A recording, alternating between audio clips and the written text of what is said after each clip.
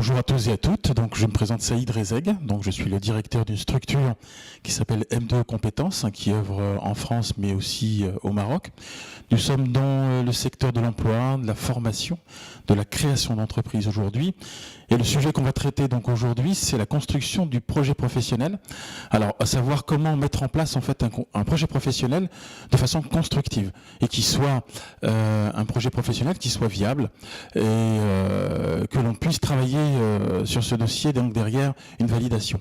Alors, il y a 5 recommandations à mettre en place pour avoir un projet professionnel donc constructif.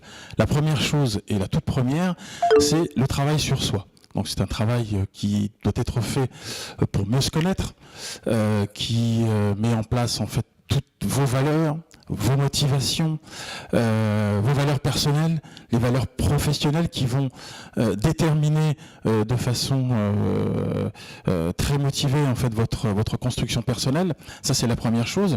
Donc ça c'est le passage obligé, c'est le premier levier. Le deuxième levier, c'est de travailler son secteur socio-économique, c'est-à-dire la valeur marché du travail et son cercle donc socio-économique, c'est-à-dire que vous allez travailler sur toutes les données donc du territoire, travailler sur le marché du travail. Le troisième domaine, domaine très très important, c'est un levier aussi important, c'est qu'il va falloir passer par une phase d'analyse.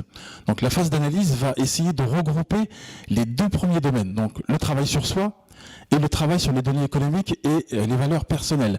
Donc ce travail va permettre de commencer à se poser et à pouvoir commencer à se positionner sur des pistes professionnelles. Voilà, ça c'est le troisième volet. Le quatrième volet, c'est ce qu'on appelle la faisabilité donc du projet. La faisabilité, c'est qu'est-ce qui est possible de faire et ce qui n'est pas possible de faire. Un exemple tout simple, vous voulez devenir sauveteur en mer, il va falloir que vous puissiez vous positionner sur un secteur où vous êtes à côté de la mer. Voilà, on va rester sur un exemple très très basique. Là, vous êtes sur une faisabilité, sur de l'intervention. Est-ce que d'autres domaines sur lesquels vous pouvez intervenir, vous allez pouvoir statuer et évaluer donc le domaine de la faisabilité de votre projet. Cinquième recommandation, et qui est peut-être celle qui est peut-être aussi la plus importante, c'est de mettre en place votre plan d'action. Il va falloir y mettre un budget en place, des ressources, des référents, de la mobilité.